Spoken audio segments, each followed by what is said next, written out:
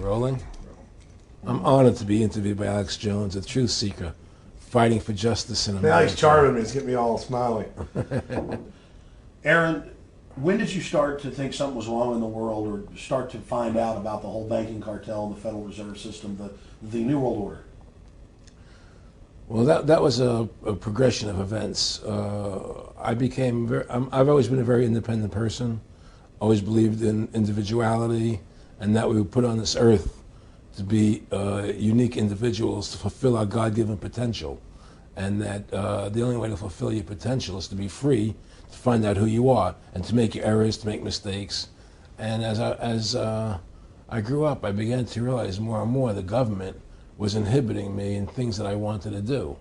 And what happened, I was very successful in the ladies' lingerie business. I worked for my dad. He had a small undergarment business, and I created the first ladies' bikini panties back in 1963, actually.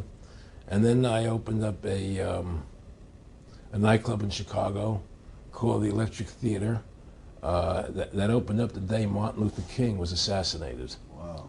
Right? And so the city of Chicago was in flames the day my club opened. Wow. And nobody came out to the club.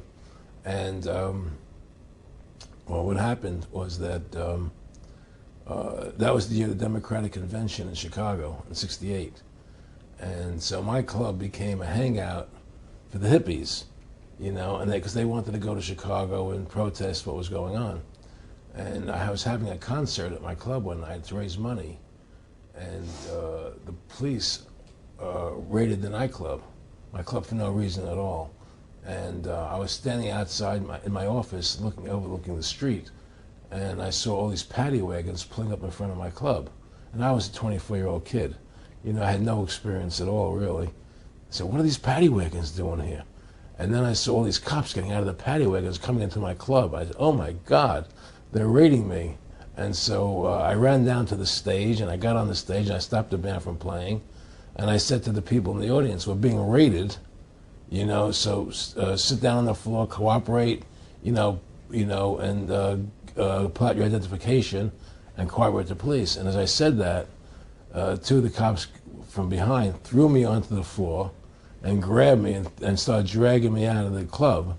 I'm going, you know, victory, victory, you know, I'm playing it for all it was worth at the time. I was a kid. And then I saw the fire department there, and the fire department was dumping garbage cans, the garbage all over the floor.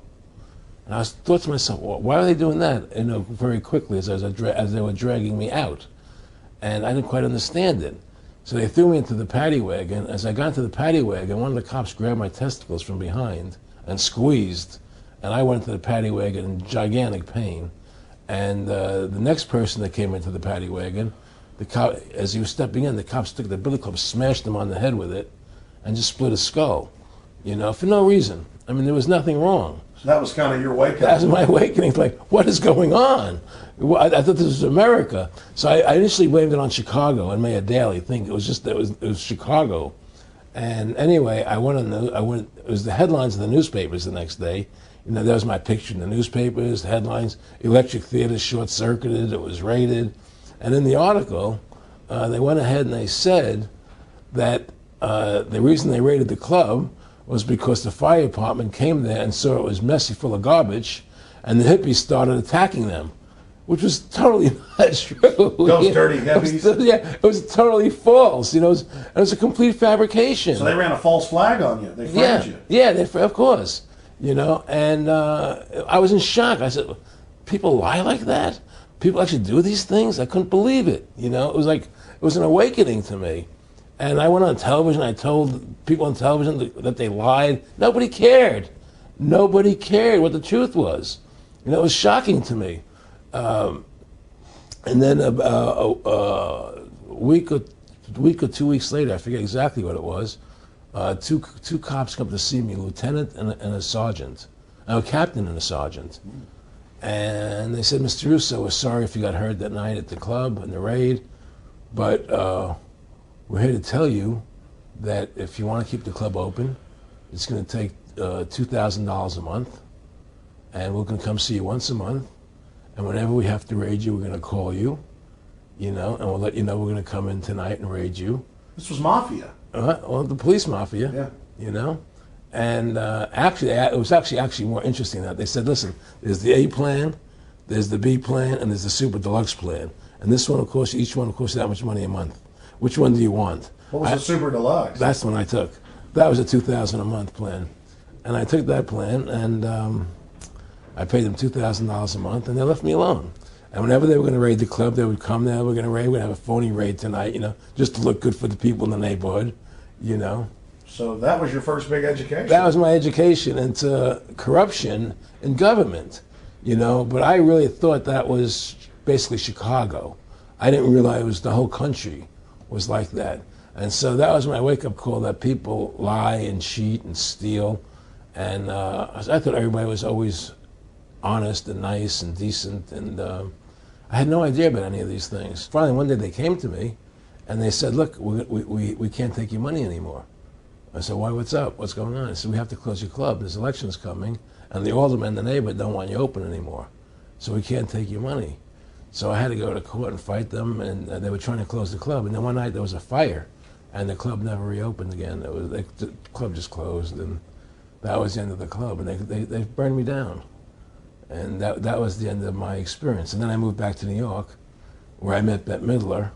And I ran into her at a little nightclub she was playing called the Improv, and I thought she was fabulous. And through a series of events, I began managing her. And as soon as I started managing her, her career took off like a rocket. Just fortuitous, I guess. And we became very, very successful. And through managing Bette, I started producing shows on Broadway where I won the Tony. And I produced a television show where I won the Emmy with Dustin Hoffman and Bette, and then I produced The Rose for her, where she got Academy Award nominations. Wow. And then that led me to producing Trading Places, which everybody knows. I think it's the best Eddie Murphy movie. Well, it's a good one. I don't know if it's the best, but it's a really good one. And I'm very proud I made that movie. And so in my mind, I feel as if I've made a classic comedy in Trading Places, a classic musical in The Rose, and a classic documentary in Freedom to Fascism. So I'm very proud of my work that I've done as a filmmaker. Back in the late 80s, I was a pretty big silver trader and gold trader. And I don't think I've ever told this story on tape before. I was a pretty big silver and gold trader. And I always paid my taxes, and I took what was a legal tax deduction on my silver trades. And a few years later, I think it was 88 or 89 or something, the IRS claimed that what I did, and other people did as well, was now illegal. We couldn't do it anymore. But they made it retroactive. I said, what do you mean retroactive? It was legal then. I did what was legal. I said, yeah, but it's now we're making it illegal retroactively. And that's not good. So you owe us $600,000 or $800,000. For what? It was legal. How could you make something retroactive? Change the law backwards in time. It makes no sense. Well, we're doing it. And so everybody said they can't do that. So we went to court, a class action lawsuit. And the judge agreed with the IRS and said they could do it retroactively.